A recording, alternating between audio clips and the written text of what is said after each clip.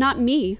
I could never. If sipping pina coladas on a beach in Cabo all day while making hundreds of dollars seems like a distant fairy tale, it actually can be done with dividend investing. Raylan, this is way too good to be true. There's got to be a catch. While I would love to tell you that there are no strings attached, there are a few risk factors that you need to be aware of. First, your returns are limited. Most dividend stocks are well-established companies that produce consistent yet slow growth in revenue.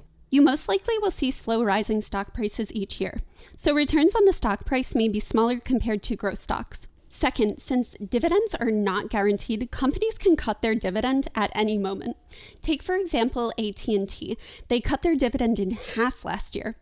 The stock plummeted. This is why we need to look for dividend aristocrats, dividend kings, and sustainable payout ratios, because those companies will most likely continue to increase and pay a dividend. Last, dividends may be taxed inefficiently. It's important to see what type of tax you may be charged from dividends before investing. Taxes can be in the form of qualified or non-qualified dividends. Your income also determines whether you will pay taxes or not on your dividends. With these factors in mind, we can still create a consistent and steady dividend portfolio for you to retire.